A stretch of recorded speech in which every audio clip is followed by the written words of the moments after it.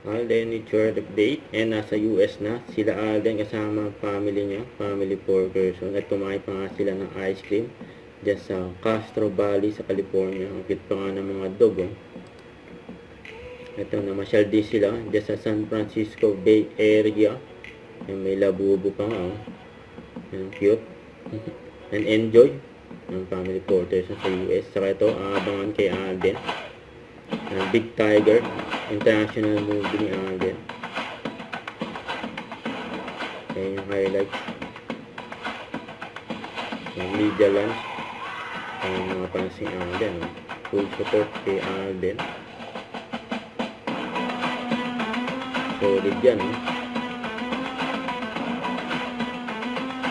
This premiere project is a character-driven action film.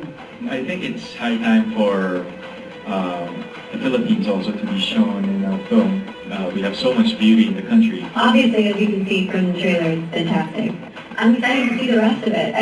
Our Filipino prod was all like on our toes because we wanted to make the most out of it, learn as much as we could, and really absorb. Just advantage of shooting here is that everybody speaks English. Again, doing a lot of action movies, you deal with a lot of martial arts. Time, like Kat was saying, our stunt coordinator and fight choreographer Ron Malecki and his wife Diana and Santo, but they know very specific Philippine martial arts and so forth, so we're able to work in a lot of that. So it makes a difference. Voltage is our international distributor outside of the Philippines. Learning how the foreign folks, us, I'm also, I'm in the U.S. and I'm split. I've been playing the protagonist for almost a decade in my career, so the character to be done and to be executed, and at the same time bringing in back knowledge of the previous villains that I've watched in the past, like how to be different, how to make this new.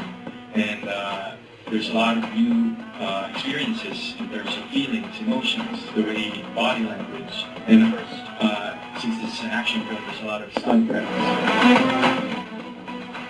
Ayan yan, Big Tiger.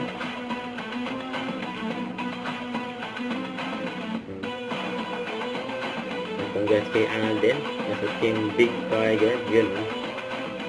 Yes, so, soon. Ayan, apat na pro. Ayan, solid yan. Don't forget to subscribe, click the notification bell for more updates. This is With Charging Action Vlog. Stay tuned for more videos. See ya.